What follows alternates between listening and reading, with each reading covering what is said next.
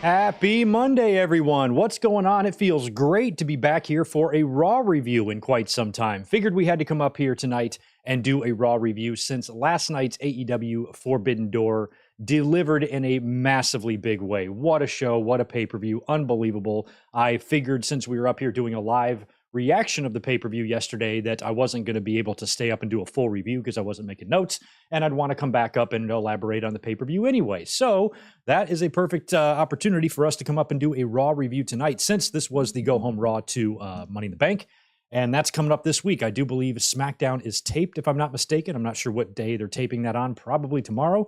And then they're heading overseas to go to Money in the Bank. So we will talk a lot about Money in the Bank in this episode and a couple of more matches that they have added. But we're going to save our predictions until Thursday. More details on the predictions in just a little bit. But I just want to say hello to everybody that's here so far in the chat.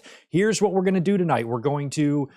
I've got some announcements for you. I got a bunch of videos on the channel, big week of videos planned, and a major announcement regarding the future of one of our podcasts here. So stay tuned for that in just a second. Then we're going to kind of do a quick recap of Raw tonight. I also want your opinions on the show in the chat. What did you think? A, B, C, or D? Give me your number grades 1 through 10, what you thought of the show tonight. It had about 75% of my attention, although I was distracted a couple times here or there, making other notes, doing other stuff. But for the most part, seemed like your typical run-of-the-mill Raw go-home show. I feel like last week was a little better. It didn't feel like we had too many Vince fingerprints on this, although we might have. We're going to talk about SmackDown on Friday night, not the results, just what was going on behind the scenes. And the show apparently got Vinced, and there were 3, count them, advertised matches that did not appear on Friday. And that is apparently a big source of frustration for talent and people in general inside of WWE, and I don't blame them. So we'll talk a little bit about that. We will run through tonight's Raw results as well, preview a little bit of Money in the Bank, and then we will talk about some wrestling news as well, some news on blood and guts, and anything else you guys might want me to touch on in the chat. And we will talk again about Forbidden Door, some of the key moments, some of the key matches, heel turns, things like that we saw, and potentially match of the year so far, instant classic last night between Kenny Omega and Will Ospreay, which, much like Danielson and Okada, feels like there's definitely room to do another match for both of these, or for all 4 of these men, and that's probably what we will get around the all-in or all-out time. But it looks like New Japan and AEW are going to, this is going to be a regular thing, an annual thing on the calendar for both companies. So far, it's worked out marvelously. I don't think AEW could have asked for any 2 better Forbidden Door shows. Last year's show, even with the injuries that they had, was a monumental success. And I think last night's show held its own and held up and delivered just as much as year 1 did. And it's kind of cool that this is now something that we can expect to see every year in AEW as long as this partnership lasts. That's really good news for the fans, that every year they can see some different talent, maybe some of this talent they haven't even seen since the last time they were on TV for the Forbidden Door. Oh, I remember him, that type of thing. It's a way to educate the audience, right? That's not so bad. And I'm glad that those Forbidden Doors are good, and that was money well spent. That was a hell of a show last night. So we'll talk a little bit about that, and then we'll wrap it up and get out of here. Probably an hour and a half, 90-minute or so podcast we will have for us tonight. Since I have not been up on Mondays very long, it would be really, really helpful if you guys could hit that thumbs up button for me. Make sure you like this video. Please subscribe if you are not yet already. We are on the road to 40,000. Should be there pretty soon. As long as you guys keep telling your friends and telling your moms about me, we should see those subscribers continue to tick up. So please do that for me. That would really help. If you're watching this on demand after the fact, drop a comment below just to help the algorithms and all that jazz. You know how it is. You know how it is. You know how YouTubers are. But anyway, before we get into what we're going to get into tonight, let me just say hi to the chat. Let's try to knock out some channel members. We got Jay Lambo and Zach. I see y'all right away. Good to see you. We got Zane G in the house and the Juliet. Juliet, I'm glad you're here because I might forget about something and you can be the one to remind me. Who else is here? We have How Wheezy, and there's George Morris chiming in with $5. What's up, dude? Hey, Greg, how are you doing? And how is Tito? Raw 0 out of 10. Ordered WrestleMania 2000 and WrestleMania 17. 2000, I think, was that WrestleMania all-day special. Do you remember it? Be safe. Raw, 0 out of 10. We'll see how everybody else's grades hold up to yours, George. I do remember WrestleMania 2000. I've told the story many times. I ordered it on pay-per-view, and I did order the all-day long thing, all 8 hours, watched all of it, and had it recorded on VHS. But when I went through the 5-year process, it took me somewhere between 4 and 5 years to digitize all of my VHS tapes, move them over to DVDs, copy them to DVDs, and then upload them digitally to hard drives. It took me a long time to get that done. For some reason, the all day long thing never made it, never got transferred. And it was in a big bin of tapes that I left on the East Coast because I didn't want to move them all the way over here, gave them to a friend, and he donated them to a wrestling school. So that footage is gone, long gone. I really wish I had it. But yeah, I remember WrestleMania 2000 very well. And that all-day thing was pretty cool to see, since we still had WCW was still alive and well, and to see WWE showing footage of a lot of their stars was cool to me. And that was because WWE, I think, was starting to be, on the upswing. In 2000, they were miles ahead of WCW. There was going to be no catching up for WCW, and WWE was leaving them in the dust. So I think they felt comfortable showing highlights of Hogan and Savage and things like that, where, 3 years prior to this, they definitely would not have done that. Highlighted, showing some of their competition stars winning matches at their biggest show. They had all the confidence in the world by the time they got to 2000. So they had no problem showing that stuff. But that was really interesting. It was a fun day. I got up early that day. WrestleMania was a big deal for me, always has been in my life. And I have fond memories of the year 2000, George, even though the WrestleMania sucked. Didn't we watch it? We watched WrestleMania 2000 this year, I think, didn't we? I think we put ourselves through that. I believe we did. Victor Colon, good to see you. 7th season is in the house as well. Speaking of seasons, your boy is wrapping up Breaking Bad tonight. 4 episodes left. Elizabeth thinks there's 5, but there's 4. We got to watch episode 13, 14, 15, and 16. And I should be able to bust them out all tonight. And this hell will be over for me because I've not really loved this show. Victor, $2, my friend. Good to see you. SmackDown is in the O2 Arena this week. I'm sorry. I thought it was taped. I'm stupid. That's right. They're heading over there to be live. I'm dumb. I don't know why I thought SmackDown was taped. That makes a lot more sense. Monique, good to see you. Appreciate the $7. I'm so happy I got to see Forbidden Door live last night. It was an all-timer for sure. Many of my listeners were in Toronto for Forbidden Door. I got a lot of pictures. I know Spaz Phoenix was there and a few others. And a lot of people reporting from the show, the crowd reactions and whatnot in person. And one thing I will have to say for Toronto, they're a great market. And that show, if you include the pre-show, was a 5-hour show last night. And they were still pretty red hot for Danielson and Okada. I think the only match that might have suffered from the duration of the show and from its placement was the 6-man, the buffer, Darby, Sting, and Naito against Suzuki Gods. I think Jericho and Sting did not get the crowd reaction they wanted for their face-to-face. And that was probably due to where the match was placed. You put that shit on match 2, you probably get a much better reaction. But that there was a very, very few low points and a lot of high points in Forbidden Door last night. We will talk more about that. 6.5 out of 10, right on. Max Pokebro sees it. What's up, bro? You know what's happening. If we get them 1,000 likes, sooner or later it's going to happen, and then I'm going to have to do it. So I need to keep my promises. Be able to make them promises that I'm able to actually keep, because otherwise I don't know if handprints or my boobies are going to look too good, and what that will do for my popularity on YouTube, I don't know. Anyway, before we get into some stuff, let's talk about some channel stuff. First of all, if you are a channel member, there's a bunch of you in the chat right now. We start a brand new members-only series tomorrow. That's right, tomorrow. The link is already up on my channel. If you go to the Good Micro Commentaries channel, right at the top, you will see my latest content bar. That's going to be all the shit that I've got planned for this week. There is 5, including this one, links up there right now, all throughout the week. I busted them all out last night and posted them, so take a look. Click them, save them, keep them for later. You're going to be seeing a lot of me this week. In addition to tonight, we are going to start our members-only series tomorrow of watching every single Saturday night's main event from the very beginning till the very end. Not the very end, like the resurrection in the late 2000s. Screw all that. We're going to watch 1985 to 1992 Saturday night's main event, every single one. They're only an hour long. They're easy to do. These are going to be for members only, and we're going to watch them all until we finish them all. So my plan is to do these primarily on Tuesday afternoons, 6 p.m. Eastern, 3 p.m. Pacific. This will not interfere with NXT, correct? Because I believe NXT airs at 8. So I'll be live streaming these from 3 to 4 my time. East Coast time will be 6 to 7.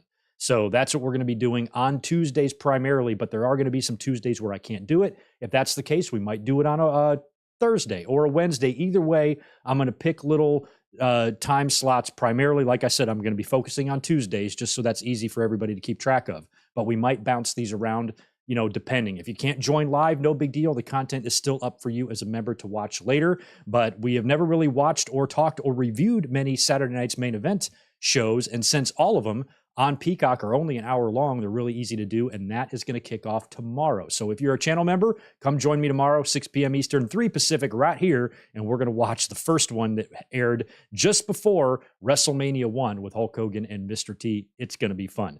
In addition to that, on Thursday, open to everyone, we're going to be doing Money in the Bank predictions. So on Thursday, we'll predict Money in the Bank, and we will also talk about AEW Dynamite, which will be airing on Wednesday. I'm sure a lot of stuff will go down on that show, coming off of Forbidden Door and, hopefully some new direction with the storylines and stuff to get us an idea of what we're going to be doing heading into All In. There might be a lot to talk about, so we'll get into that on Thursday as well.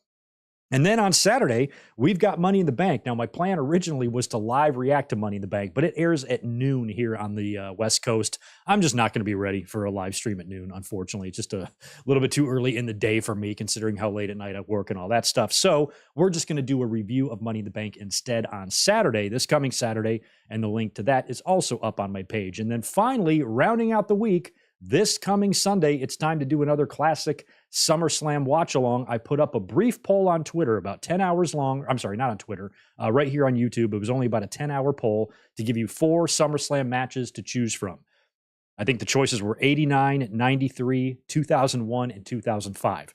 2005 was leading with about 58% of the vote, so I just shut off the poll and called it a day. We're going to do SummerSlam 2005. I reviewed SummerSlam 2005, I think last year or the year before, maybe 2 years ago, but we've never watched it before. So we'll watch Edge and Matt Hardy and Hogan and Shawn and Jericho and Cena, a lot of good stuff on that show this coming Sunday for the watch along. So that's a lot of videos this week. The only nights you're not going to see me is Wednesday and Friday. Every other night this week, I will be here streaming on YouTube. And that leaves me with the doozy announcement, the big one.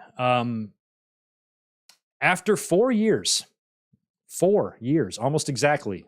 July 26th, 2019 was my first episode of the Winged Eagle podcast. The Winged Eagle podcast has seen its last Saturday.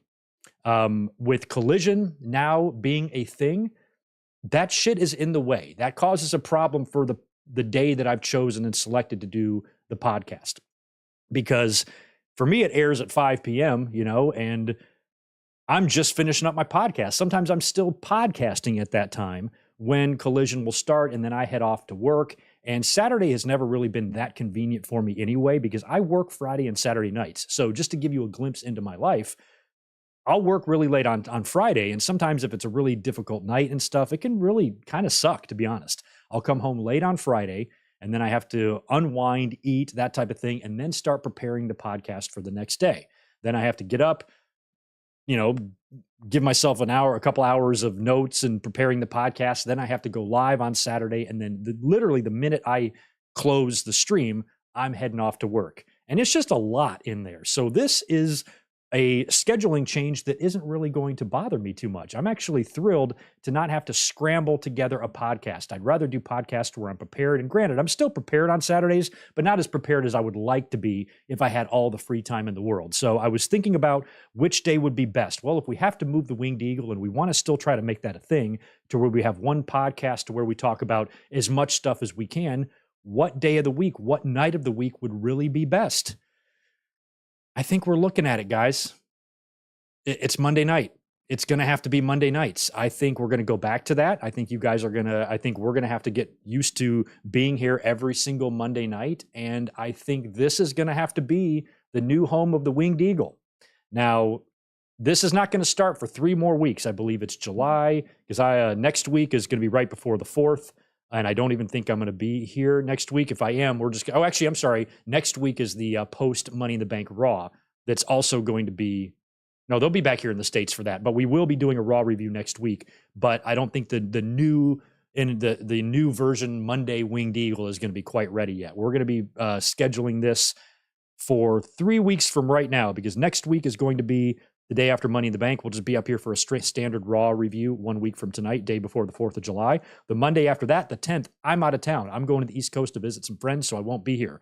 The Monday after that, July 17th, that's going to be the day that the new Winged Eagle podcast debuts, and we're moving it after 4 years on Saturdays. We're going to move it to Mondays. It's really the only day that makes the most sense. The only downfall to this is to all my friends on the East Coast who might be staying up now midnight or later to listen to the podcast. But hey, if you got to get up in the morning and go to work, just go to sleep. Listen to me in the morning. At least it'll be right there for you, right? So I think preparation-wise, that'll be best for me, because now on Sundays, I'm not at work all day. All I'm doing is hanging out here doing a watch-along with you guys. So Sundays, I'll have time to catch up on SmackDown, catch up on Collision, make all my notes for the podcast. Then we can come up and do our watch-along.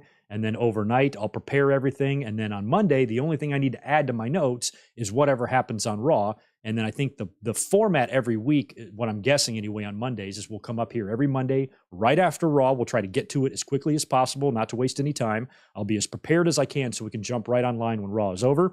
And we will do a quick recap every week, unless it's a major Raw where a lot of shit goes down. We'll take some time on it, but we'll open every Winged Eagle with a quick rundown of what we just saw on Monday Night Raw. And then we'll backtrack and we'll hit Collision, we'll hit SmackDown, we'll talk about wrestling news. I'll have all the time in the world to take my time, because it's only 8 o'clock at night here for me right now. It's 8:32. It's 11:32 if you're on the East Coast. But for me, it's a really convenient time to do this. And honestly, Saturdays doesn't make any sense anymore.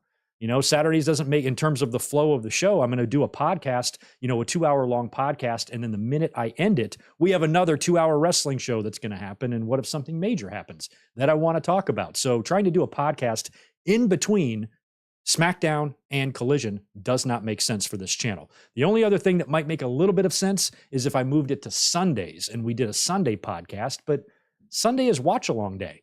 You know, yeah, granted, I could do it before. But again, then I'm committing myself to 6 hours in front of the camera, you know, every single Sunday. And I'm not trying to do that either. Let's try to spread it out. And I didn't want to alter, like I was thinking, because I'm always off on Sunday nights, like, well, we could do the podcast on Sunday nights or Sundays, but that's watch along day. It's fun. It's kickback day. Football's on a lot of times and things like that. Plus now the Winged Eagle won't have to worry about college football or anything like that. We've always had Monday Night Football to worry about on Monday Night Raw and doing reviews here. But Monday nights, you know, in the beginning were a big staple here on this channel. I was up every single Monday, you know, doing Raw reviews, doing Raw reactions, watch-alongs, things like that. And since Raw kind of got boring there over the last few years, we've kind of scaled that back, and I'm not here every Monday anymore. But now I feel like even if Raw is to suck, even if we get a shitty Monday Night Raw, we still have a whole bunch of stuff to talk about if, you know, this is going to be the home of the new podcast. So it's going to be a late night thing, which does suck unless you're watching overseas, who knows what time it is. And if you're watching in my part of the country, it's not going to be too inconvenient for you. But after thinking about it, it's really the only day that makes sense. Coming up on Thursday afternoons or something, just, I don't know, that's weird, because if we do Thursdays, again, then you're plopping a podcast in between Dynamite and SmackDown. You know, at least this way, every Monday night, I'll be able to talk about SmackDown, Collision, any wrestling news we want to talk about, and Monday Night Raw. And then my plan is to kind of develop another like little side pod, like Tide Pod, side pod. I need a name for it. A little side podcast where in the event of crazy things happening, I can come up on a Thursday and talk about whatever happened on Dynamite the night before. In case Dynamite has a crazy show or a return or a title change or anything happens crazy on Dynamite, we can come up on Thursdays and talk about it as well as an option. So that's what I'm in the middle of developing right now. I don't think you're going to see very many more Dynamite reactions from me, unfortunately. If I'm home on a Wednesday, I got nothing to do, we will react to Dynamite, absolutely. But I don't think that's going to be very common moving forward. I think it's going to be, you know, mostly the watch-alongs on Sundays, the Winged Eagles on Wednesdays, mic drops sprinkled out throughout the week, and, you know, whatever else I decide to hand to you guys. And if there's any night like a Collision, like a Saturday or a Wednesday, or maybe even a Friday SmackDown, if I'm ever off on any of those nights, we will do a live reaction of the shows. So those might still be a thing, but don't expect them to be a regular thing moving forward. So that's my idea of kind of organizing everything here. It's been in the back of my mind.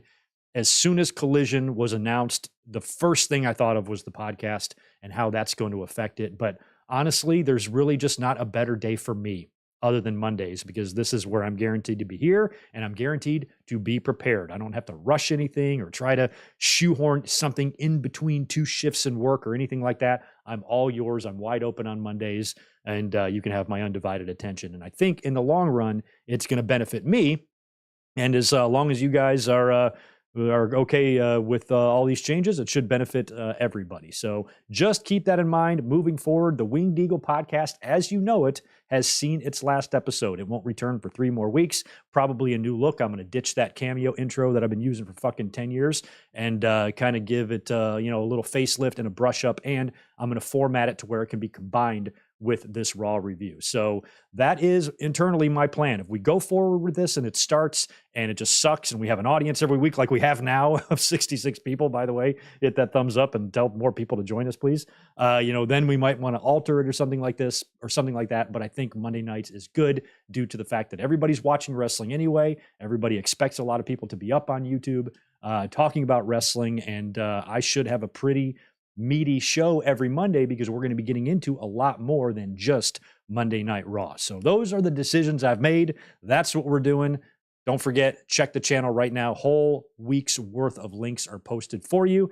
And 3 weeks from today, we kick off the Monday Night Winged Eagle podcast after 4 years on Saturday. Thanks, Tony Khan, for fucking up my gig. That's okay. So far, it's worth it because Collision has been pretty awesome. So that's what you can expect. Let's cruise back here to the chat, knock out anything else we need to do before we get into the Raw review. Daniel Mendiola, good to see you, man. Welcome back, my boy. Hope all is well. Greg, still recovering from diverticulitis, but at least I'm home. I watch your videos when I can. It keeps me sane. I'm happy that that's at least providing you with a little bit of relief there, Daniel. And please get well soon, man. I know that is gnarly, and I hope your recovery is going very well. Mark, good to see you as well. Appreciate the $2 from you. Jungle is going to dethrone OC for the international title. You might be onto something there.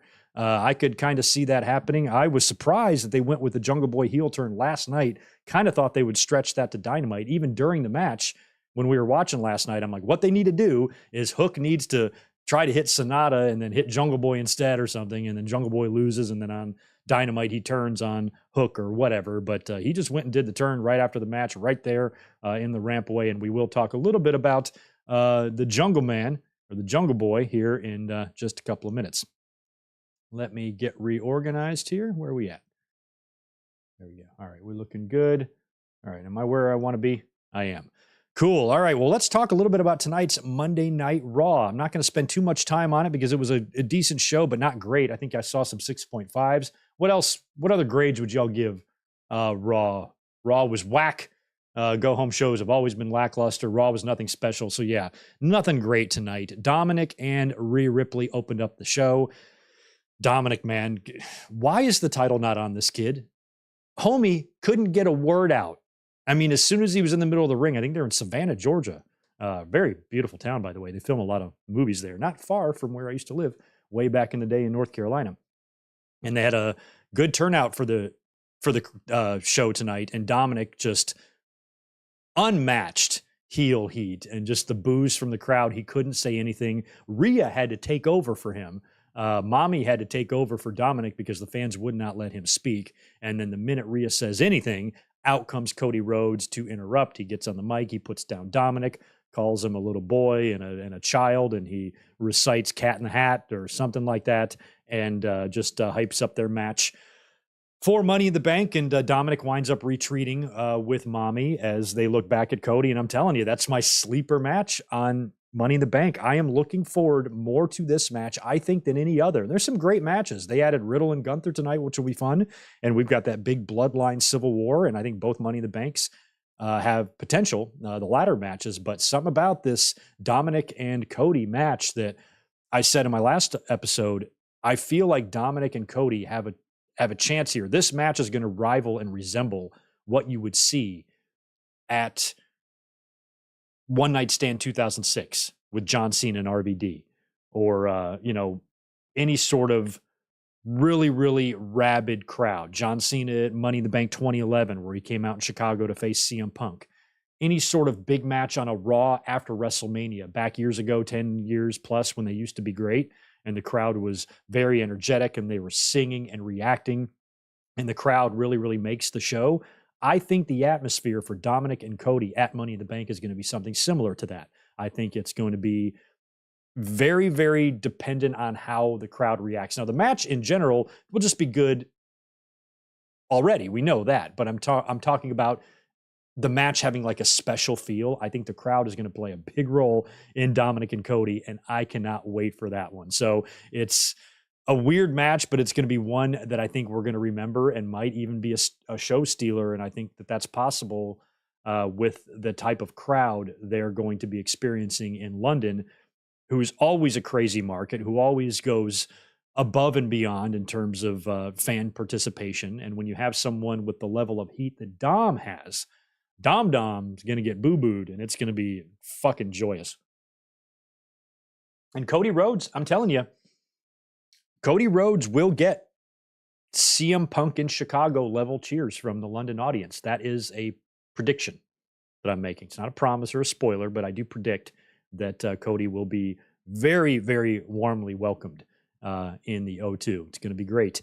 First match of the night was Ricochet taking on Shinsuke Nakamura. Good match here, fun. Ricochet got the win, and Nakamura, just great to see him back and, in there, mixing it up. So a couple of Money in the Bank participants getting it on there. Ricochet got the win. Backstage, Riddle is interviewed. Now, earlier on in the day, WWE released a digital exclusive of Riddle challenging Gunther for the Intercontinental Championship at Money in the Bank. He reiterated that challenge here with Byron.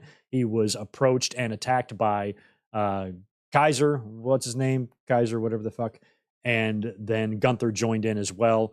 And as Riddle is down, Gunther says that he accepts the challenge. So Riddle's kind of got like a bad leg or a bad foot that was injured. So he's going to be going into this Intercontinental title match, already at a disadvantage. And that's good, because I do not want Riddle to beat Gunther for the IC title in a match that they're sticking on the card last minute. No way. Gunther is going to break Honky Tonk Man's record. Gunther has got a big obstacle in front of him called SummerSlam. But if he gets past SummerSlam, that's a guarantee. In my mind, Gunther really only has 2 more championship matches that he needs to escape. Actually, 1, because he's going to escape Riddle. He will not lose the Intercontinental title to Riddle in London. Not happening. SummerSlam, however, could be possible, but I think that's the only real obstacle in between Gunther and that Honky Tonk Man record at this point. And I want him. I've been talking about this since February. I've been ready for Gunther to end that ridiculous streak of the dime store Elvis impersonator. That's right. After that, we had Ronda Rousey defeating Raquel Rodriguez, roll up for the win. Just fucking time filler match is all this is. Ronda and Shayna will be defending the women's tag team championships, the newly unified women's tag team titles, I should say, against Raquel Rodriguez and the returning Liv Morgan, who came back, I think, on SmackDown. And I swear, find me a match on pay-per-view. Find me a pay-per-view tag match that doesn't have the team members facing each other in singles matches during the build. I mean, it's a trope as old as the business, man. My God. So just typical shit. When you have a match booked for pay-per-view with 2 tag teams, you make everybody battle it out in singles on TV until the match. It's the way they've always done things. Nothing special. Seth Rollins comes out for a promo. Seth Rollins was successful in his NXT appearance last Tuesday, defending his World Heavyweight title against Braun Breaker. And he had some run-ins with Carmelo Hayes at the show as well, where they kind of hooked up a little bit. Seems like there's a mutual respect between these 2 respective champions. And Carmelo helped him out a little bit on Tuesday as well. So Rollins invited Carmelo to Raw. He sits in the crowd. This is a championship. He's a champion in this company, and he has to sit in the crowd.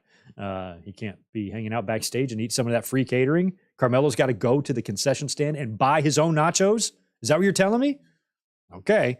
Well, Rollins invites him, acknowledges him at ringside, and the fans are kind of thinking Balor is going to show up, but Seth is like, no, he's not. And they ran a great video package, by the way, highlighting and chronicling their issue, even acknowledging their history from 7 years ago for the Universal title when that thing was created. So they've acknowledged a lot. Really good history recap on the two. And I think the match could be really awesome for Money in the Bank. I hope that it is. Now, Balor did wind up showing up. We knew he was there. He showed up with a chair. A brawl ensued. And Carmelo Hayes on the outside kind of gets in Balor's face a little bit, gives him enough distraction for Seth to recover and winds up running Finn Balor off. So that little distraction or that little help from Carmelo perhaps saved Seth from any further beatdown because he was getting worked over pretty good. He had a cut on his face, and we'll see if the Carmelo-Seth thing is leading to maybe a match between these two, maybe a match of mutual respect, or, is this really just going to be for the sake of giving Carmelo some main event rub? And he would have a match later on Raw after this. A one-on-one match was set with Hayes and Finn Balor to take place later. That's a pretty cool looking match on paper, even though this is NXT kind of treading over into Raw here. Maybe it can be good. I don't know. It feels like WWE, they see the rating that NXT pulled with Rollins on it. We've heard recent interviews and comments from Nick Khan where he has said they're open to making NXT a third brand. Oh, you mean like it was before you fucked it up? So now they're back to that again. Who knows? I'm still only going to have a half an eyeball at best on NXT. I'm going to pay very little attention to what they're doing there unless, ratings and pick up and there's some buzz there and there's a reason to watch it. Otherwise, I'll just wait till all these great developmental men and women get to the main roster with my eye on a few people like the Carmelo Hayeses and the Sol Rukas. And the Sol Rukas, I'm telling you, she's my girl. Sol Ruka, when she gets healthy, gets trained, finishes her run in developmental, gets to the main roster, y'all are going to hate me. This is going to become a Sol Ruka fan channel. And I'm going to be obnoxious about it. So just warning you. After that, we were supposed to get a rematch between The Miz and Tommaso Ciampa. Now, Ciampa came back last week when Miz came out and issued an open challenge. He made his return. Miz was happy to see his friend back, only to get punched in the face, and Ciampa ended up beating him. They have a rematch here, but it ends in a no contest because during the entrance, Ciampa is attacked from behind by The Miz. I was hoping to see Johnny Gargano come out and make the save. I feel like a DIY reunion or a Ciampa and Gargano feud on the main roster could be fun, but I think a DIY reunion could be more fun. And hell, you give us some DIY versus Kevin Owens and Sami Zayn, I'm not going to be able to contain my excitement. But we didn't get any Gargano here. He might still be injured or whatever's going on with him. And Miz laid down a pretty big beating on Ciampa here, skull-crushing finale on the floor, the whole deal. Match never starts, so it is a no contest, which means they're going to pick that up again, and we'll probably get a third match between them next week or whenever. Backstage, we have Sami Zayn and Kevin Owens interacting with Imperium again. Kevin Owens has been extremely entertaining during all of this. He's got the anger problems, and Sami's been trying to work with him on his temper, and he just gets him more agitated, and he's extremely entertaining right now in his persona and whatnot. Imperium winds up getting challenged by Sami Zayn. Gunther, that is, winds up getting challenged by Sami Zayn for later. No title on the line, but that is what set up Sami and Gunther. Then we get Dom Dom taking on Akira Tozawa. Now, Dom Dom, after the interaction with Cody, approached Adam Pearce backstage and says, hey, I want a match tonight to show Cody what he's in for at Money in the Bank. And then Adam Pearce was like, okay, fine. Makes the match with Tozawa. The match is pretty good. Tozawa has Dom Dom down until he climbs to the outside to go to the top rope, but he sees Rhea. And of course, they're doing the thing right now where all the men who see Rhea get concerned, like they don't want her to kick their asses. I don't blame them. And that was just enough distraction and just enough hesitation there to allow Dominic to, I think, crotch Tozawa on the top rope. He goes down. Dominic goes up to the top. Frog splash for the win. And Dominic beats Tozawa with a slight assist from Mommy. Dom Dom, as much as I love you, you are not going to be winning at Money in the Bank. I hate to break it to you. Then after that, we had the Women's Money in the Bank Summit, or the Women's Money in the Bank Stupid is what I call it. You talk about a waste of time. Jesus. poor Trish Stratus, hats off to her, man. She had all sorts of travel problems yesterday, was tweeting, about her issues trying to get to the show. She needed to be there for this summit. It would have been funny if she spent all that time bending over backwards to make the show, and then Vince just scraps the entire segment. But she felt like she needed to be there. This whole thing was all the women Money in the Bank participants talking smack until a brawl ensued. That's all it was. In the end, it's Becky standing tall, climbs up the ladder, grabs the briefcase, sealing her fate. You do not touch the briefcase. Maybe Logan Paul has a chance to win, but most people who touch that briefcase do not win that briefcase. Right now, my early picks for the briefcase would be Trish Stratus and Damian Priest. Or Trish Stratus, maybe Trish and LA Knight might be best. Trish and LA Knight would make the most sense because there would be a briefcase on each show. And I think that's important, even though I have recently pitched the idea of Trish cashing in on the SmackDown champion and moving to SmackDown. I still think that can happen. I think a briefcase winner, basically, I don't think Raw or SmackDown wants two briefcases on the show following Money in the Bank. I think they want one briefcase on Raw, one briefcase on SmackDown. So Trish and Priest wouldn't make sense because then you'd have them both on Raw. Like I said, unless you sent one, I think Trish and LA Knight might make a little bit more sense, but I'm going to organize my thoughts, and our prediction video is set for Thursday. So that's when I'll give you all of my thoughts and my final predictions. But right now, the way it looks is that you do have Bayley in there and Io Sky. There's a story there. Io Sky makes sense for the story, just like Damian Priest makes sense for his. Both of them winning the briefcase would make things really interesting for Bayley and the rest of the Judgment Day, especially if Balor and Dominic are both unsuccessful, which they probably will be. So, Rhea Ripley doesn't even have a match at Money in the Bank, I don't believe, which means Judgment Day is likely to go 0 for 3 if Damian Priest does not win the briefcase, because Balor, I don't think, is going to win the world title. I don't think. I mean, maybe he is, but I don't think he is. And I don't think Dominic's beaten Cody, obviously. So I can't see Judgment Day. Even Fightful Select today had an article or a report up about how WWE is thrilled to pieces about Judgment Day and how well they're working together. Are you really going to have them go 0 for 3 on this pay-per-view? And they've already kind of been teasing a little bit of, face turn for Priest. He might leave the group and how all that's going to happen. And they might be disbanding Judgment Day way sooner than we even want that to happen. But it looks like that's a possibility. But like I said, I'll organize my thoughts and try to give you guys a good prediction on Thursday. I'm pretty good at predictions, 100%. Perfect predictions for Forbidden Door last night. A little asterisk by that because Adam Cole and Tom Lawler did not have their match, but Adam Cole was going to win that match, and that's who I picked. So if that match would have happened, Cole would have won, and I still would have been perfect. So I'll think about it and give you guys my predictions for the briefcases. Let me know who you think would be the best. LA Knight, who I believe did get a win over Rey Mysterio on SmackDown, right? And LA Knight technically on TV is a heel.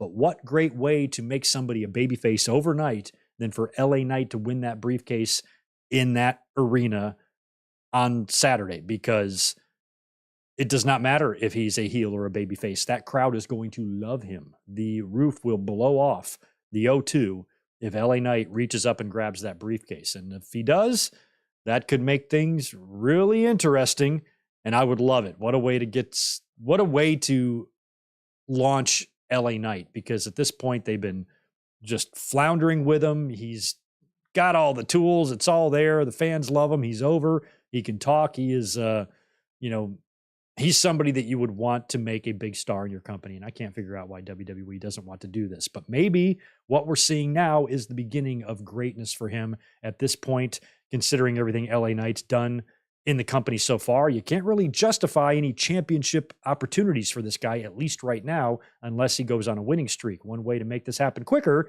is to put a briefcase on him. So maybe that's what they do. I am going to be happy if it's anybody other than Logan Paul. Honestly, in that field, all of them would be fine winning the briefcase for me. But if I had to pick and I had a choice, LA Knight or Damian Priest are the only two in that match that really make the most sense. But Logan Paul is that wild card, and we'll talk more about that on Thursday. And scenarios if he were to cash it in. I did release a mic drop on the channel a couple of days ago from Thursday's podcast where we talked about the possibility of Logan Paul winning the Money in the Bank. And if he did, why? I do believe it wouldn't be that bad, even though it would suck. And I'd much rather have LA Knight or Damian Priest. If it happened, I lay out why it's not really that big a deal. So if you haven't heard that yet, go check it out. It's on my page right now. After the women's Money in the Bank stupid, we had Gunther and Sami Zayn, non-title match here, I believe. Owens was on commentary, just being Owens. He was great. Match between the two was pretty good. Owens got into it with Kaiser with Ludwig on the outside of the ring. Vinci is on crutches, and I guess he's injured or whatever's going on there. And Sammy is in the corner about to go for the haluva kick. And Vinci comes up and he smashes Sammy right in the chest with the crutch, allowing Gunther to grab him, hit him with the power bomb for the win. And Gunther gets the victory there after the match.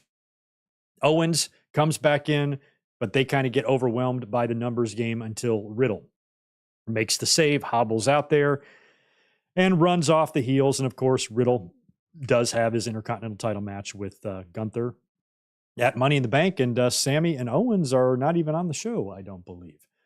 After that, we had a really weird interview with Natalya. I don't know what they're trying to do with her, but I have extremely low expectations for it. That's all I'm going to say.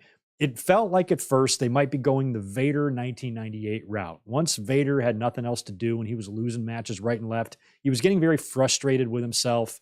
He called himself a fat piece of shit in an interview after one of his pay-per-view matches. I think it was like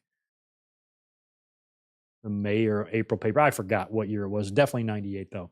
And just kind of down in the dumps. And I think they were going to use that as a way to kind of rebuild him. And so maybe they're doing the same thing with Natalya here. She got the title shot against Rhea Ripley and got destroyed. Then she had another match like last week on Raw and just got murdered in no time at all. And now she's doing an interview where she's asking Rhea Ripley to show up next week on Raw and to bring her belt with her, essentially challenging her one more time.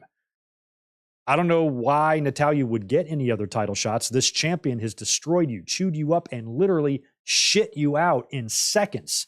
And how are you going to convince anybody that, number one, you deserve a title shot, and number two, you can even beat this woman or even have a chance of beating this woman? You can't. So I don't know what the end game here is, what they're angling for. I'm assuming this is some sort of a gimmick change for Natalya, because if this turns out just to be a simple heel turn, that's going to be annoying, because Natalya has been a heel and a babyface, I think 26 times each. So what the fuck do they need to go through all of this just for her to be a heel again? You know, unless there is some bigger story at play here, unless they want to tap into some other part of Natalya's life that we don't know about, unless they want to take a sharp turn with her gimmick and try to give her, you know, because she's a veteran at this point. You know, maybe she wants to do something substantial, something significant before it's time for her to start thinking about retirement and whatnot. So maybe she wants to give one more shot at being a heel, but you know, Natalya, a lot like Charlotte, she is just the same person, regardless if she's a heel or a babyface, it seems like, you know, most of the time. And there's very little difference in her appearance and how she's presented. You know, it's just basically her promos, which are rare. And it's not like she gets a ton of mic time, and how she works in the ring is the only way you would be able to tell if she was a heel, plus the announcers putting her over as one. But I think whatever this is going to lead to for Natalya, hopefully it doesn't suck and it's actually something that's kind of good. And whenever they pull the trigger on it, they're like, oh, you know, that was pretty good. That was a nice long tease. You know, they took a while to get there with Natalya, you know, week after week of losses and, you know, constantly questioning herself and questioning her career and, you know, all of that. If it leads to something major for her, then that's great. But I don't know what it's going to lead to, since the person that she seems to be targeting here is the most dominant woman you currently have in your company right now. And if she's going to challenge Rhea again and lose again and get crushed and slaughtered one more time, what is that going to do for you? Is that going to be what's going to push you over the edge? Because WWE has done plenty of rock bottom angles before, you know, where a talent hits rock bottom, and that's what ultimately re-elevates them. Maybe that's what they're doing with her, but if that's just the simple story and there's nothing else to it, and this is just a rehash of what they've done with a lot of talent throughout the years, this isn't going to amount to anything. This has to be special. You have to tap into something that fans give a fuck about, because I'll tell you what, I do not care if Natalya is questioning herself or not. Question yourself all fucking day. I got better things to do, to be honest with you. I don't really care. So make us care is all I'm saying. That's all I'm saying. After that, we have Finn Balor taking on Carmelo Hayes one-on-one. This is a good match to have. I kind of thought we would have no choice but to get some interference here, since one guy's a champion and one guy has a title match at the next pay-per-view. Didn't really see either guy losing here, but if either guy was going to lose, it has to be Carmelo Hayes. He's the developmental guy. Finn Balor is the veteran. Finn Balor's already been there, done that with NXT and the NXT title. He's even held world championships on the main roster. He should beat Carmelo Hayes. Now, again, not a fan of beating champions, but if you're going to have a clean finish between these two, the right man won.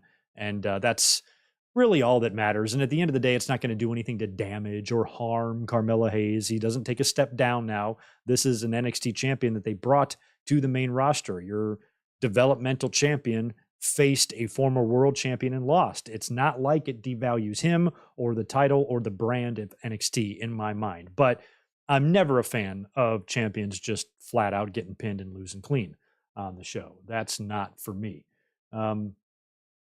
Where'd we leave off? Oh, hold on. I'm froze on my other side here. I just want to make sure I could see everybody. Right on. Where are we at? Cool. All right. All right. Well, I am a little worried about the Winged Eagle because I want the audience to be a little bit bigger than this, but I guess I got a lot of competition on Monday nights. But we'll see what happens once we get rolling with these. Keep smashing that thumbs up button, telling your friends for me if you don't mind. After that just left us with the main event tonight on Monday Night Raw. It was Cody and Damian Priest. And how about the Pharaoh sighting?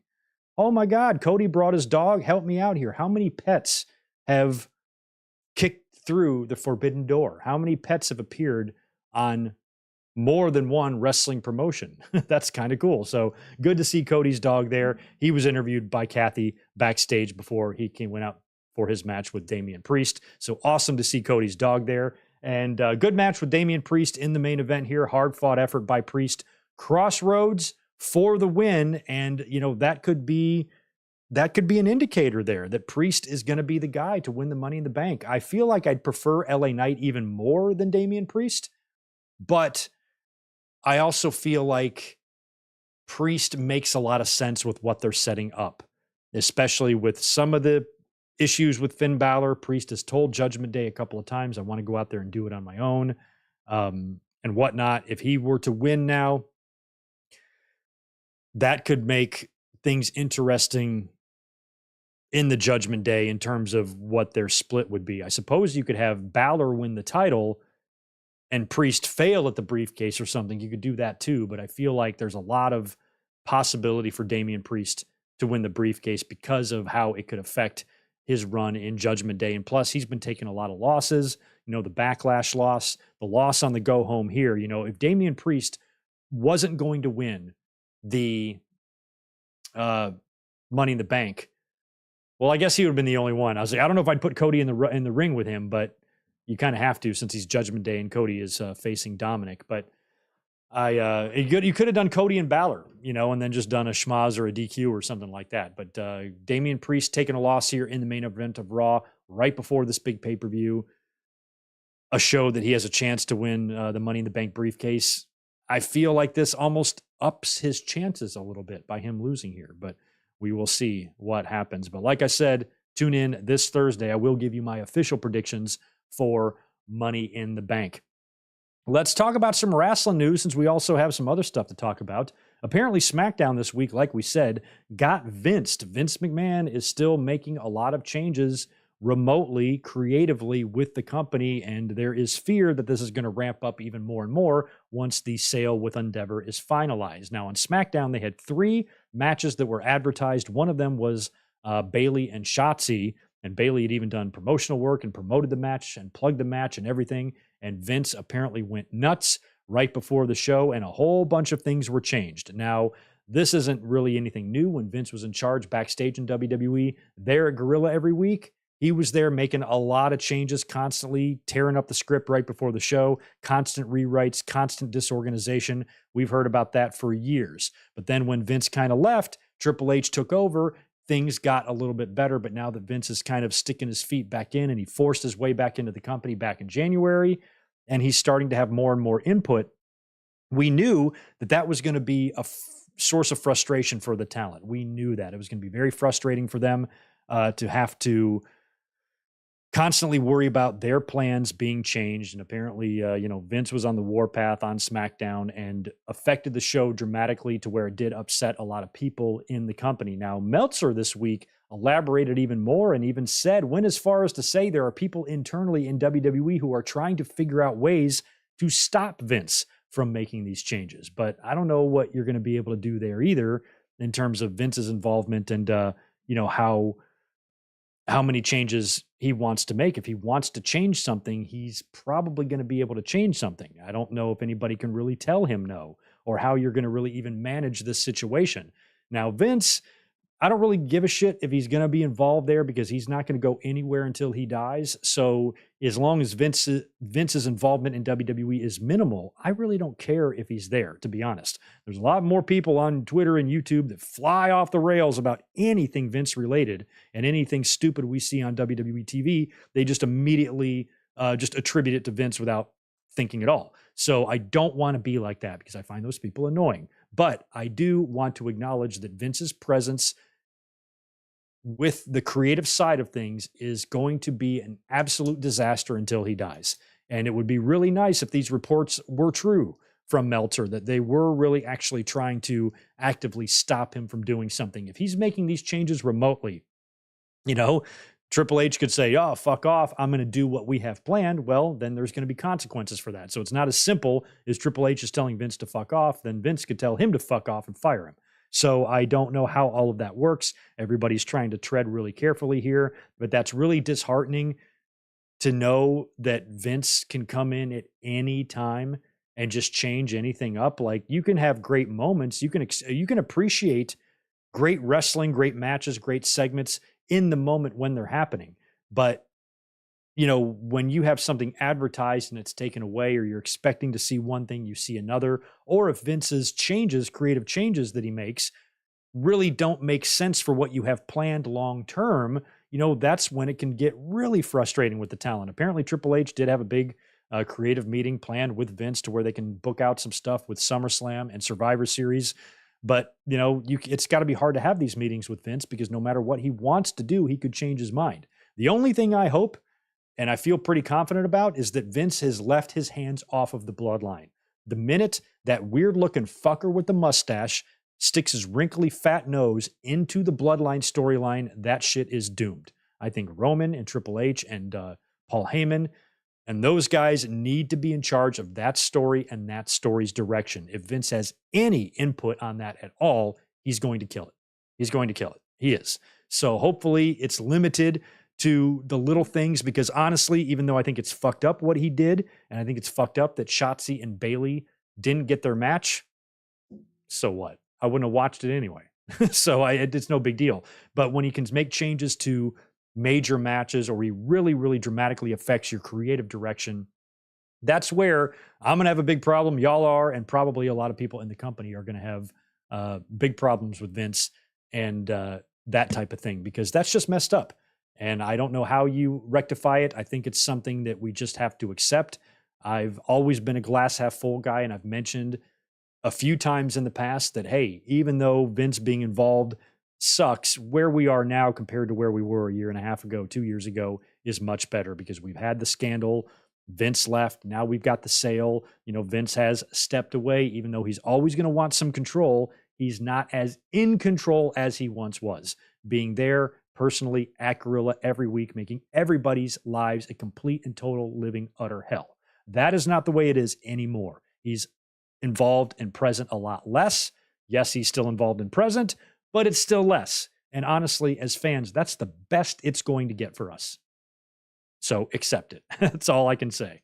There is some news in AEW too about Blood and Guts. Fightful Select is reporting today that July 19th is the targeted date for Blood and Guts. That's a Wednesday, and it's going to be in Boston. So apparently that is the day that AEW has got locked in for the big Blood and Guts match that obviously will be involving the Blackpool Combat Club and the Elite and Takeshita, possibly Kota Ibushi. We'll have to wait and see, but it looks like we got about a little bit less than a month until that happens, and that might be a Wednesday that I need to take off. Another thing I'm going to try to do with this new schedule for the Winged Eagle and whatnot is that on Wednesday Dynamites, where there is major stuff going on, if there's a title match or we're guaranteed to see something big, maybe another Tony Khan announcement, I will try to be off to come up here and at least do a watch along or a live reaction. Then if not, we'll do a Thursday review of the show. So we'll try to keep that in mind going forward. How great was the Anthony Bowens acclaimed segment on Rampage this past Friday night? That was so great. Fightful Select had a report on this, elaborating on this segment and how it went, or how it came to be, I should say. And the report says that Anthony Bowens' segment from AEW Rampage has gone viral, landing over 5 million views on Twitter alone. We've learned some more about the angle, which also featured QTV, Harley Cameron, Max Caster, and Billy Gunn. The segment saw Harley hitting on Anthony Bowens. I had no idea who this woman even was before he proclaimed that he was gay. We're told the segment was largely put together by Billy Gunn and QT Marshall. Marshall had spoken with Bowens about proclaiming he was gay, if he was comfortable with doing so. We're told Bowens was a little nervous about the segment, but ended up being happy with the result. At one point, the segment was scheduled for Dynamite, but wasn't told why it was moved to Rampage. So I did watch that. I've never heard of Harley Cameron, but she was kind of looking up and down at Bowens, and he says something to her like, "I don't know if you can tell on my gear, but I'm gay." And as soon as he said that, just cheers erupted. And it was so great because, man, it's nice to see progress happen right with your own eyes. You know, I'm about to be 46 years old. I've gone to lots of wrestling shows in my life, and I attended a ton of shows in the Attitude Era.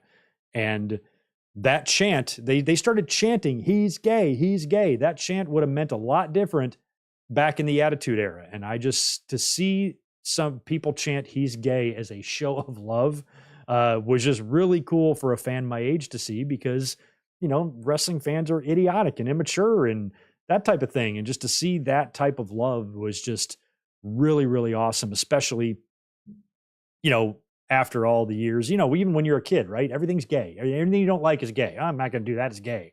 You know, back in the Attitude Era, what they would chant at Shane, you know, Shane's a pussy, or they'd call him gay or whatever. Gay was just the biggest insult you could ever throw at someone. And now, you know, with the acceptance and it's Pride Month and all of that, and for Bowens to be able to come out there and say that, that's never been uttered in a wrestling ring before. I think the closest we've gotten to that would be Pat Patterson's outing on Legends House, like right at the very end.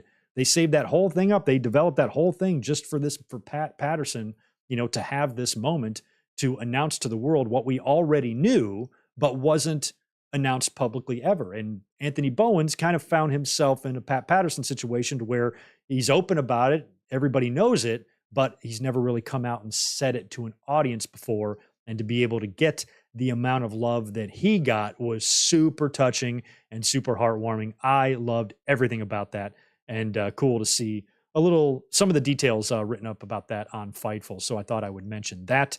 But we should also talk a little bit about Forbidden Door, because we were here to watch Forbidden Door last night together, and that was one hell of a pay-per-view, man. Like I said, they completely came through, and that show delivered on multiple levels, because we knew it was going to be good, but you really hope that these can be excellent and well done shows, because you want this to be a reoccurring thing. And I think part of the reason why I did so well in my predictions was because I was looking at it from the standpoint of, oh, you've got two competing promotions here that are going to have some cooperation with each other. And when you saw that, you know, Orange Cassidy is defending in a 4-way instead of just one-on-one against Zack Sabre Jr., you know, little things like that were kind of telling in terms of who was going to win the match. Plus, you knew both world champions weren't going to lose. MJF was going to retain. Sonata was going to retain. And then in the two big ones, the double main event, neither main event, by the way, was for the title. The double main event, Ospreay and Omega and Danielson and Okada, you figured those would be split. AEW guy would win one, New Japan guy would win the other, right? And that's pretty much how it happened. And I think that's why my predictions did so well. But the opening match was MJF and Tanahashi. So MJF opened the show. MJF looked really good. He made Tanahashi look good. You know, Tanahashi's getting old, and I think MJF really worked hard to make sure that that match held up, and it was a really, really good outing for MJF. So that was really good. The Punk and Satoshi Kojima match was great. That was an Owen Hart Cup tournament match, and Punk, for the most part, worked heel during the match. He came out to a lot more boos this time. I think the Collision show and Rampage had some boos, but it was more mixed. The Collision show on Saturday, right? Yeah, Collision show on Saturday in Toronto had a little bit more of a mixed reaction, but Forbidden Door felt like it was pretty loud on the boos for CM Punk. The match was pretty fun, even though Punk did get an elbow right on his cock from the top rope by Kojima. After Punk got the win with the GTS, he did show respect to Kojima after the match, and Punk advances in the Owen Hart Cup, and he's going to have to face probably Samoa Joe in the next match in the semifinals. That's going to be fun. Like I said, Orange Cassidy retained in that four-way. Kind of bummed we didn't get OC and Zack Sabre Jr. one-on-one, but I don't think either one of these guys can beat the other, you know, unless they're going to be working a program that's going to take them into All In or something like that. So if the point was just to have OC retain, then putting him in a four-way allows him to pin his own guy and not having to beat Zach. And that's kind of the way I saw that going. Sonata and Jungle Boy, we were talking about that match a lot when it was going on. Nobody expected Jungle Boy to win. I thought it was pretty smart of Tony Khan to, I don't know if he volunteered Jungle Boy for this job, because once Jungle Boy got the title shot at the last pay-per-view, that kind of makes him a contender now. He is a pillar. So it was a way for Tony Khan to allow one of his guys to be beaten, but it's not really going to matter at the end of the day anyway. Maybe that's also why they did the heel turn right here at the end. And we were talking about Jungle Boy going heel during this match last night, and I said, you know, they're probably going to wait for Wednesday on that, I would think. I think they're going to wait until Dynamite to do the heel turn. That's what I would do, drag this out. This is already an 11-match card. We got a lot going on. We got a lot more to come. I felt like putting the heel turn here on pay-per-view, when less people would see it, honestly, than they would if they just did it on Dynamite, wouldn't be the best choice. But as Jungle Boy and Hook were leaving on the stage, Jungle Boy turns on Hook, nails him, takes the TNT or the FTW title and throws it at him, and wipes out Hook. It wasn't that brutal of a beating. He didn't concerto him or throw him off the stage or anything like that, but did knock him out good. And I thought they would save that for TV. Taz was on commentary for this whole thing. He didn't jump off headset and try to save him. I really liked, and I was laughing at Taz's demeanor, because Taz was basically like, he's a grown man.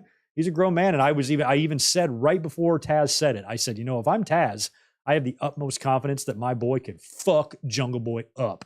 And literally, as soon as I said that, Taz was like, you know what? I'm not too worried about Jungle Boy. So, I mean, even he knows, he's a confident dad. He knows that push come to shove, you know, without getting hit from behind, one-on-one and a straight shoot, Hook would tie Jungle Boy up, and Dad knows it. So I kind of liked that Taz, Taz did not freak out over his boy getting attacked. The Elite, along with Eddie Kingston and Tomohiro Ishii, defeated the Blackpool Combat Club, Takeshita and Shota Umino.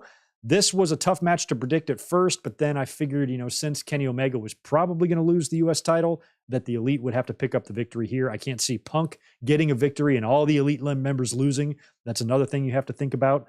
Incidentally, speaking of the Elite and CM Punk, apparently they were kept on separate sides of the arena. Now, that is a question I had and something I thought about prior to the show, because up until now, everybody's feelings have been spared. We've got this brand split. The Elite were not even on Dynamite when Punk appeared last Wednesday.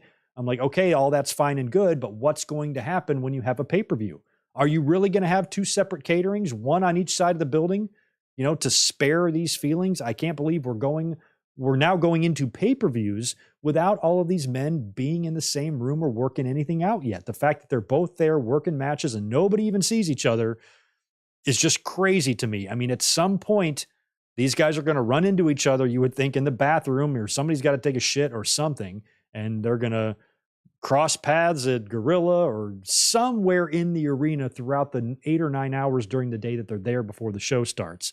The fact that they're expecting them to be kept separate that whole time is really bizarre, and I'm wondering just how long you can keep that up, But that's what they're going to have to do. Otherwise, I guess Tony is really going to try to keep the contact between all parties to a minimum on your Dynamites and Collisions.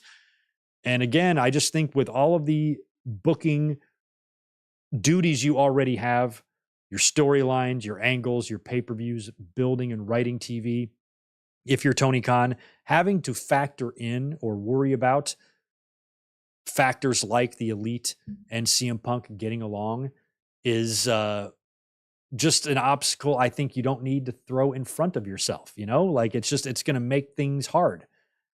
And I don't know how it's going to work out. I would think that before they even got to this point where guys are back on TV wrestling all under the same roof again, you had to have some resolution, but we are just not there yet. But the Elite and BCC match was a lot of fun. The Elite got the win there, and Eddie Kingston, very conflicted, had his issues with Moxley, seemed to be very upset that he had to throw hands with Moxley, but that's the way it is. Eddie is hell-bent on getting him some of Claudio, and it's fun to see that issue continue. But that match was still very good, but I think they're saving the good stuff for Blood and Guts.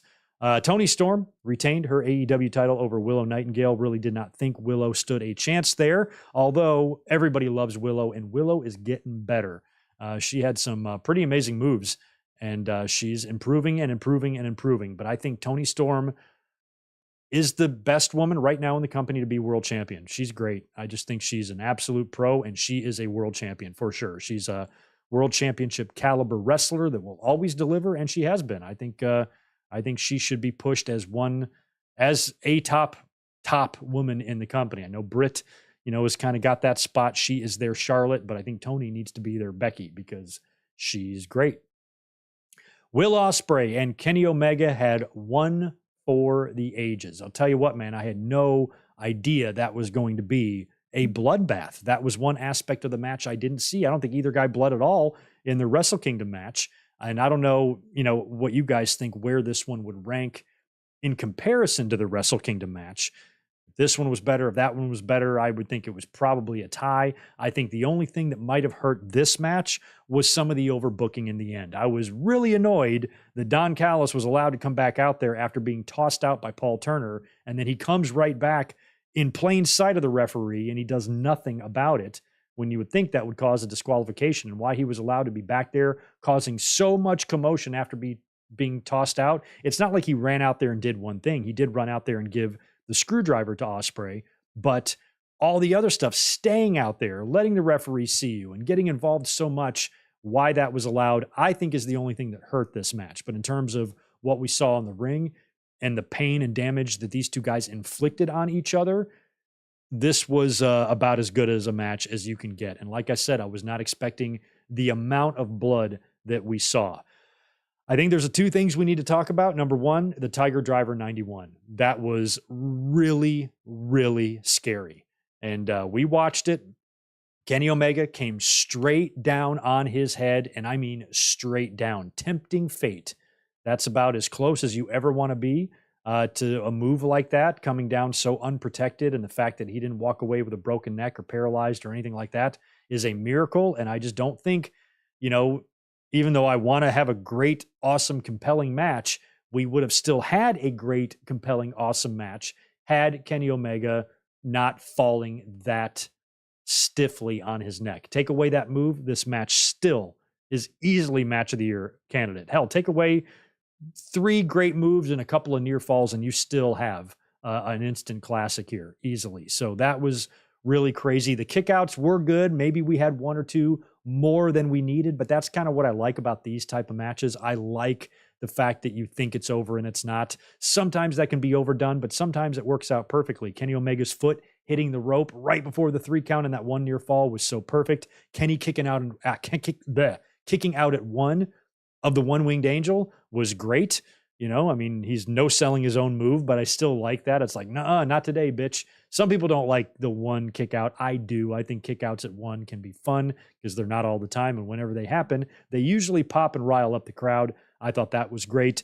Another big moment in the match was Will Ospreay using the crossface, the crippler crossface. Now, Danielson, would use the label lock in the main event, but Ospreay doing it here felt heelish, and the crowd was chanting, you sick fuck, because yesterday was the anniversary of the Benoit deaths and the Benoit murders, or kind of. The anniversary is kind of like 22nd, 23rd, 24th type of thing, so it's right in there, and Ospreay using that move was getting a lot of response from the crowd, and you could tell that Toronto, part of the reason why, they are such a great crowd in terms of enthusiasm, is that it felt like 100% of that crowd were hardcore wrestling fans. Because who would think about that? Who would know? I mean, it's been 16 years since the Benoit tragedies, and for the entire arena to know exactly, what day it is and seeing Ospreay do that, that means everybody in the building knew that we were on the anniversary of the Benoit murders, which also means everybody in that building was likely a pretty hardcore fan. So they got on Ospreay's case for that. That was really good. Like I said, all of the blood and then the Don Callis stuff at the end, the way he kept coming back. I figured that, him being a part of this finish would likely be possible because I feel like we're going to get a third match here, and this is going to be a trilogy, especially the way it ended now. But I feel like it was just a little too much. The screwdriver, I should say, and the persistence by Don Callis to stay out there and all that nonsense was just a little bit too much. And that's what ultimately allowed Ospreay to get the win, which I understand because now it sets up an all-in or an all-out match. All-in seems more likely. Omega and Ospreay now in London. That's probably what we're going to get. I think it's very unlikely that they put Omega and CM Punk in that spot in the main event against each other. I think right now these guys are just going along with their respective storylines, and I think Omega and Ospreay will do one more after that. But absolutely brutal match. The amount of blood that both guys spilled. I think Ospreay spilled a little bit more blood than Omega. I wasn't expecting this encounter to be a bloodbath. And maybe that's why Jon Moxley took it easy on the blood, because that match was just 2 matches prior to this one. So, Moxley and company not having blood all spread across their big 10-man tag there was nice. I'm glad that they kind of saved Ospreay and Omega for the only real blood on the show, right? I mean, Tony had some accidental blood in her match against Willow, but I don't think we got any other blood on the show from what I can remember. And after that crazy encounter, we got that little buffer match, Darby, Sting, and Naito taking on the Suzuki Gods, La Suzuki Gods. This was not that great of a match just because it was in a bad spot. It was in between the 2 main events, and the crowd was starting to tire a little bit after all of that. And I think that Sting and Jericho didn't get the reaction from the crowd that they wanted when they finally got in there face to face and were going to mix it up. The crowd didn't come to their feet. They didn't lose their mind. I think Jericho probably was hoping for a little bit more of a reaction than that. Maybe Jericho's upset where the match landed. I don't know. A couple of, scary bumps in this too. Sting had a couple of scares. He was on the mat and Sammy came off with a 450 or something in the ring, and he landed right on the back of Sting's head. And whatever happened there, Sammy came up with a bloody mouth. And then they did another spot on the outside where Sammy 450'd off the top rope through the table on the floor, through Sting, by the way. And Sting was up after that pretty quick. All in all, it was not the best match in the show. Babyfaces won. Sting, Darby, and Naito got the win. Naito and Jericho had a great match at Wrestle Kingdom a couple years ago for the Intercontinental title. Or I think it was Wrestle Kingdom. Whatever their match was, it was great. And it was nice to have a little callback to that. Naito and Suzuki, I think, had wrestled 86 times or something like that, whatever Kevin Kelly said about that. But all in all, that was kind of just your filler, your bathroom break match. Darby and Sting both looked like they might have gotten shaken up. Darby kind of disappeared for the second half of the match, and Sting might have been concussed. We don't really know. Didn't hear any injury reports on those guys, but it didn't seem like the smoothest of matches. It felt like a little bit sloppy and on the sloppy side. And honestly, even though I think it's cool that Jericho and Sting are going to get to work together, I don't think wrestling wants a one-on-one match between these guys. I don't think we want a career versus career match or anything like that, because I just don't know how good physically a match between 50-plus-year-old Jericho and 60-plus-year-old Sting could really be, to be honest. So I don't even know if I really want that match to happen. And if it did, I don't know if I'd really want it in an arena like an All In or anything like that. I don't know what this is going to lead to, but it does feel like Sting himself has said that this is going to be the end of his run. And when his contract is done, whenever that is, this appears to be it for Sting. So we'll see if he wants to have one more program, one more match, one more something with someone before it's over, and what his final real actual last match will even be. It feels like it might be against Chris Jericho, which the fact that these guys have had no history is kind of weird that that's who your last match would be against, but there's not too many people still in wrestling who Sting has had history with. There's nobody left. Maybe a couple, Dustin Rhodes, Big Show.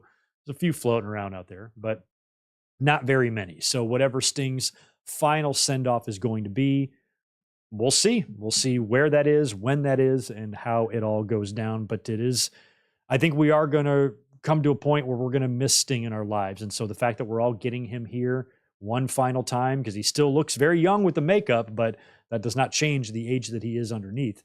And eventually he's just going to have to stop risking his life out there, because some of those bumps were pretty scary. And the main event, Danielson and Okada, was fun. It was great. Danielson coming out to the final countdown. Tony Khan in the media scrum, I believe he said, the rights to use the final countdown cost as much as a wrestler's contract. So Tony Khan is never shy about forking out the money for music when needed. And Danielson being able to come out to his Ring of Honor theme. That theme has a special place in my heart as well, because I'm from Detroit and I'm a big Detroit Pistons fan, and they used the final countdown. They might still use it, but I know they used it in their championship years in the 80s and the 90s, and then again in the 2000s. And it was always a great entrance, all the basketball players being announced to that theme with the pyro going off. It was great stuff in the Palace of Auburn Hills back in the day. And now Danielson getting to use his old theme is pretty great. And Tony Khan paying for it is even better. I hope Danielson keeps it. I think that would be great if he does keep it. And apparently, that is the plan, I guess. We had Kenny Omega coming out to his cleaner theme. So some of these themes might not stick around permanently, but hopefully Danielson's will. I hope that it does, because Final Countdown is awesome. The match was maybe not as great as we were expecting it to be. I still think it was a superb wrestling match. These are two of the best in the world right here. But based on how the match was structured and booked, I feel like we could get, much like Ospreay and Omega, we could get another match. And I think they could possibly do this one in Japan. Danielson has always wanted to, work a match in Japan. And I think that's probably the trade-off here. Okada loses here. Danielson loses in Japan. And what was crazy about this match is it was a submission win for Danielson. And for those of you who joined us in the watch-along last night, it was funny. During the end of the match, when Danielson had the submission locked, I was saying, I'm like, Danielson's going to pin Okada. Because I knew Danielson was going to win, or I picked him to win, I should say. I didn't know he was going to win. That's just who I picked. But I figured it would be a pinfall victory. They're not going to do a DQ or anything in the main event, but I don't think you're going to submit either guy. And literally the second after those words came out, Okada taps. And I was like, oh, I stand corrected. I guess we are going to get a submission. So Danielson submitting Okada. I personally have no problem with that decision. I think Danielson is an Okada based on, the level of star each guy is.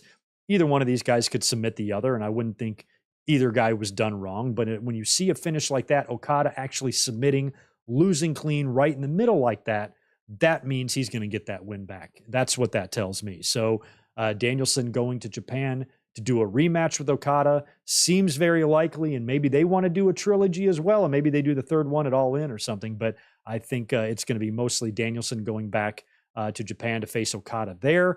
And Ospreay and Omega will have their match at All In. That's kind of what I think anyway, but based on how Danielson beat Okada, kind of surprising like that, I think Okada owes Danielson one now, and he will beat him and beat him good on his own turf whenever Danielson makes the trip over there.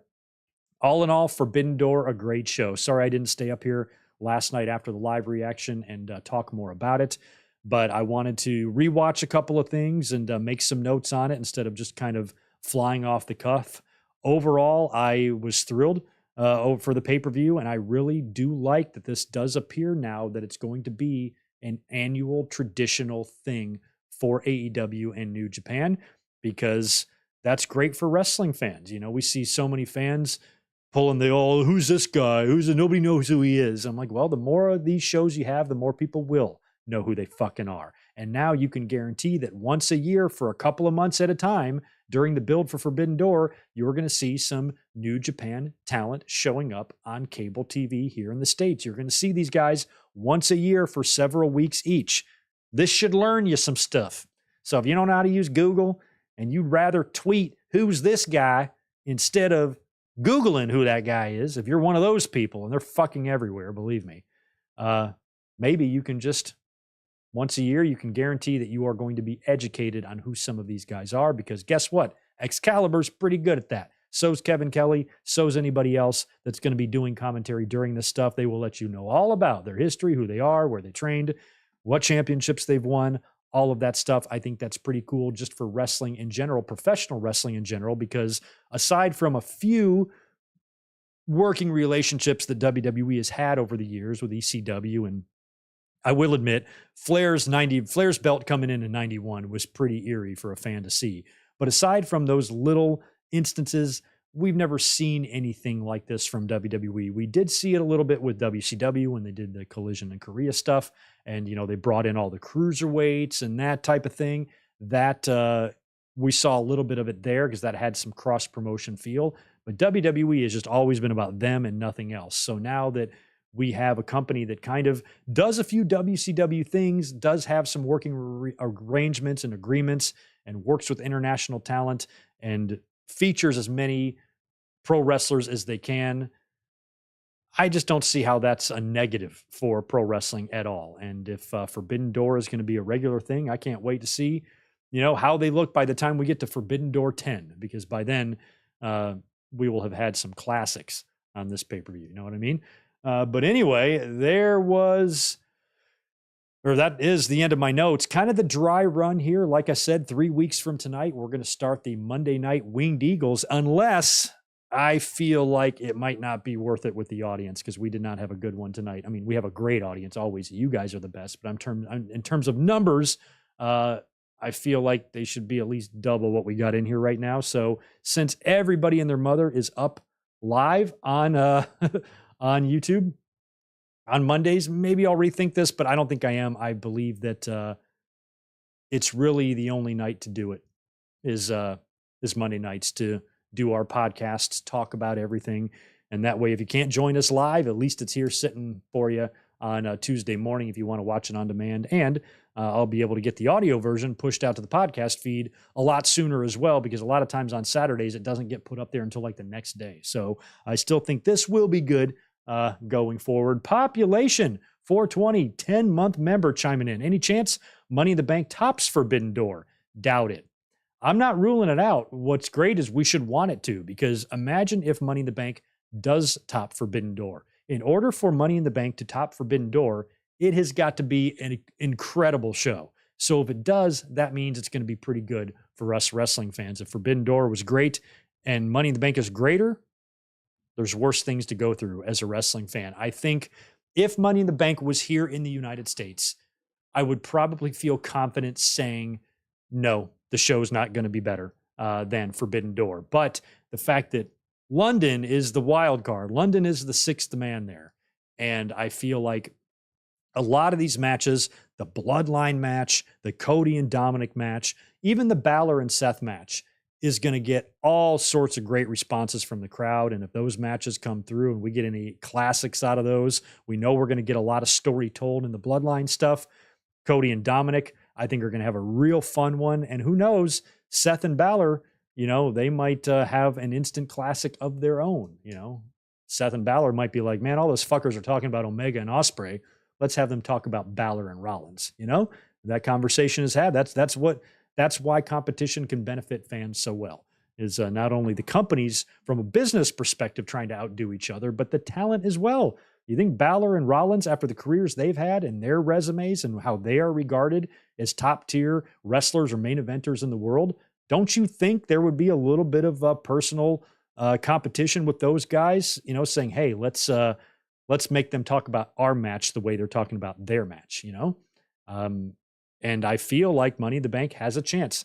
I think Money in the Bank definitely has a chance to be as good or better than Forbidden Door because primarily it's in London. And you know what? The card looks pretty good. And if you add a couple of great briefcase winners to that, if LA Knight comes away with the men's briefcase, that'll automatically, make it an A+ show in my book. But I feel like it has a chance. It definitely does. Yes, not first London event, no, but first Wembley event since SummerSlam 92, Gilbert, for sure. But they have ran plenty of shows in London before. Hell, I think even AJ Styles won the WWE title in London, didn't he? Didn't he beat, what's his nuts? Jinder Mahal? Yeah, it feels like Natalya is teasing retirement, but, I don't know if that's really what she's going to wind up doing. I think it could just be a gimmick change for her, unless she has decided after all these years in the company that she wants to hang it up and she just wants to get slaughtered on her way out the door. Maybe that's a personal choice she's making. I don't know. We'll have to wait and see.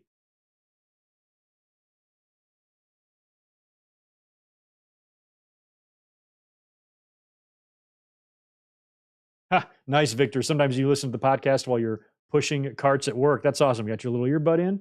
That's nice. Carmelo should not have lost clean, in my opinion. Well, it depends on who his opponent is. You can't just say a blank statement like that. Carmelo should not lose clean to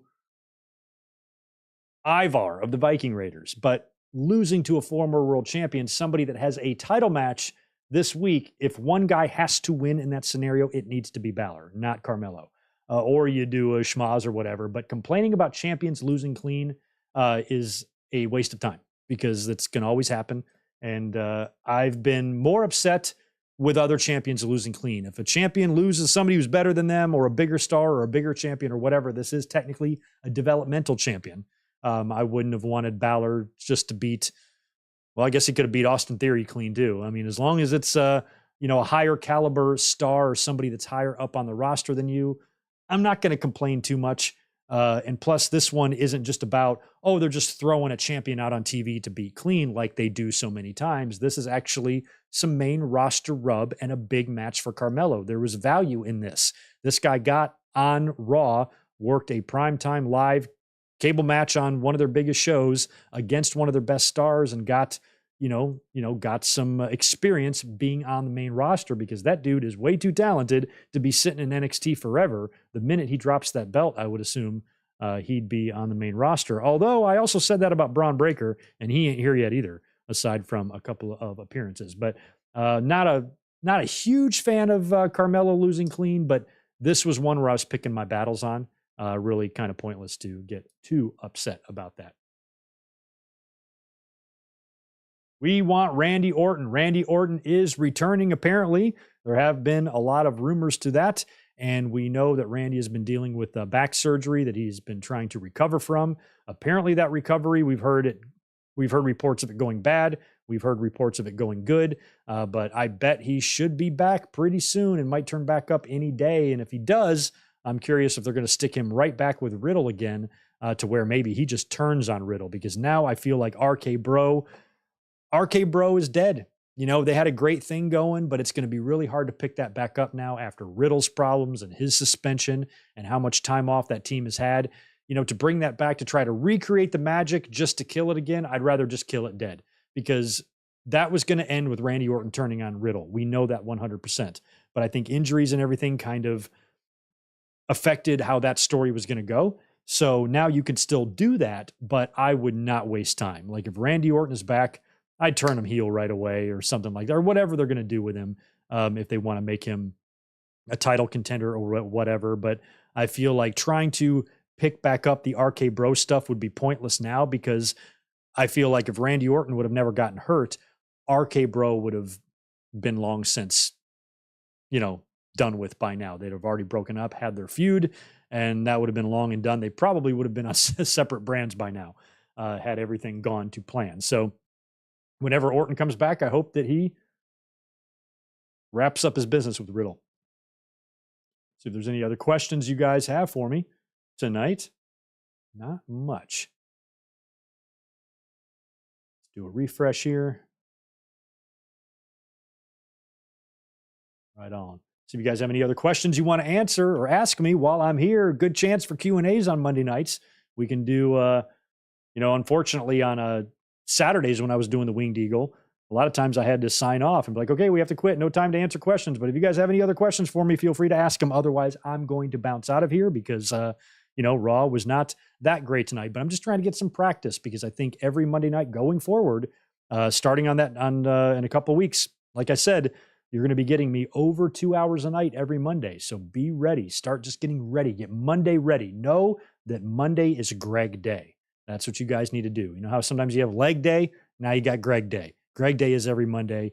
Keep that in mind. Hell, Greg Day is every Sunday too. We're going to have fun together, y'all. We're going to watch classic pay-per-views on Sunday night and then regroup and do a big podcast on Mondays. I'm kind of excited for the new schedule, because removing the Winged Eagle from Saturday is going to do wonders for, how busy I'm going to be. So I'm Riddle. I'm ready. I read Michael Cuomo's Riddle versus Orton comment at the same time I was speaking. And when I said I'm ready, it came out I'm Riddle. But yeah, Riddle versus Orton is going to do it. It's going to happen. We know that. But just don't know if they're going to try to make them friends first, or if Orton's going to come back. You know how Ciampa just came back and just knocked The Miz right on his ass? Something like that is what I would do with Orton and Riddle. Monday Night Greg, Dark Side of the Ring review, Junkyard Dog Zane, right? I think Dark Side of the Ring is tomorrow, and the JYD is not aired yet, right? No, Doink was last week. So I will be talking about Dark Side of the Ring. When I can review that, I don't know. Probably. Oh, here you go, Zane. I don't know if it's going to be a full-blown review, but we will talk about the episode on Thursday.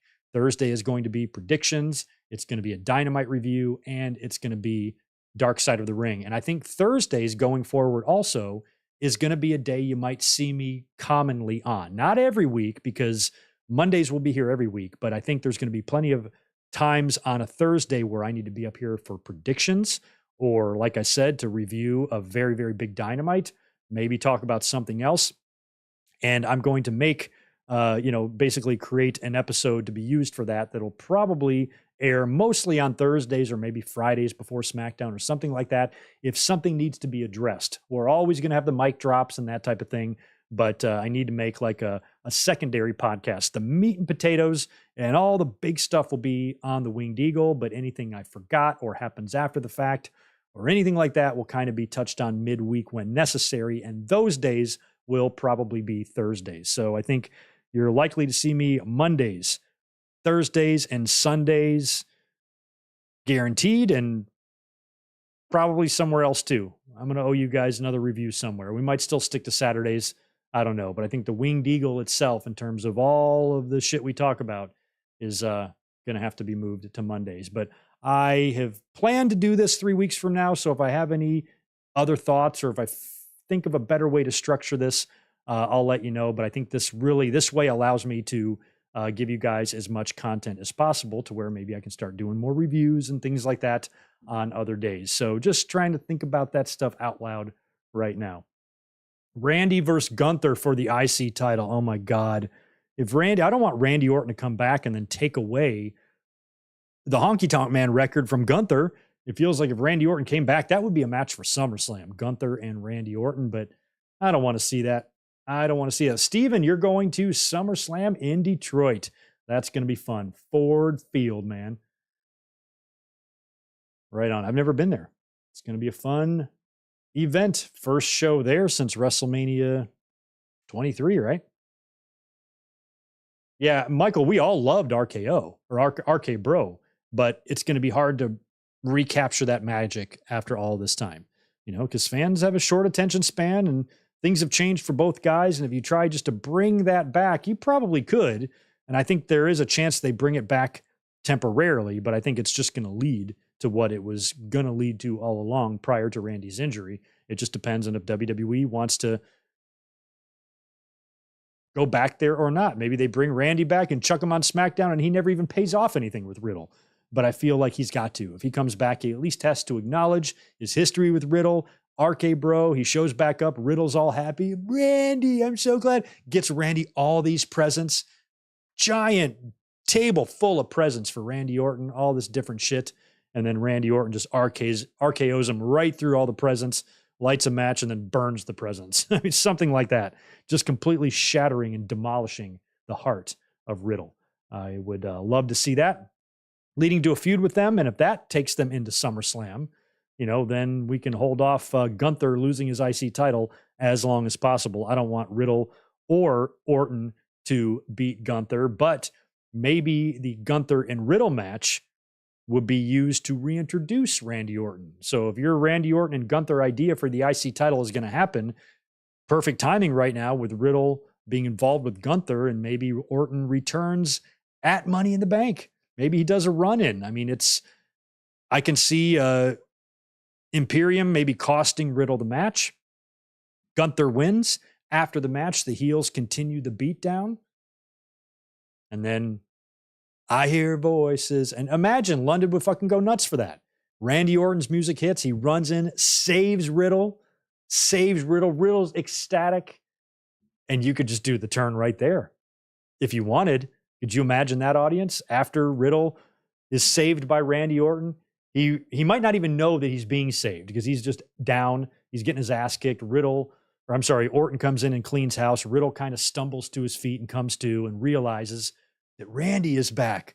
And his eyes get all bright and he smiles and he jumps and he leaps and he hugs Randy Orton. And it's this big, beautiful reunion. And Riddle couldn't be happier. And then he turns around and bam, gets nailed with an RKO.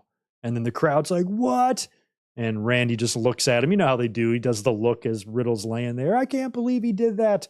Crowd turns on him instantly. But part of me thinks the crowd would cheer for that. I think even if Orton turned on Riddle and hit him with the RKO, the excitement of that turn would pop the audience anyway, which means I think you might want to save that for Raw. This is all hypothetically. I have no idea. Randy Orton could be 3 months away from returning, for all I know.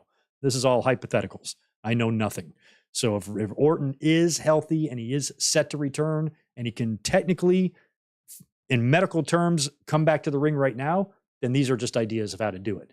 And if he did show back up at Money in the Bank, that would be great. But I think you could also hold it off, wait until you come back on Monday night, and then have the turn there. Either way, it could be fun TV. That's faux show. But anyway, that's going to wrap it up for us tonight. Thank you for being here on this Monday evening. Get used to this. I'm probably going to be here on Mondays moving forward, starting in mid-July, and we'll try to make this a thing if we can. So thanks again for being here this evening. Don't forget, if you are a channel member, tomorrow we are going to be live for Saturday night's main event, episode 1. I forget the date. It's March something of 1985. Does it say the date on there? It's May 11th. Okay, so it's after WrestleMania. I'm sorry, it's not before WrestleMania. It's after WrestleMania.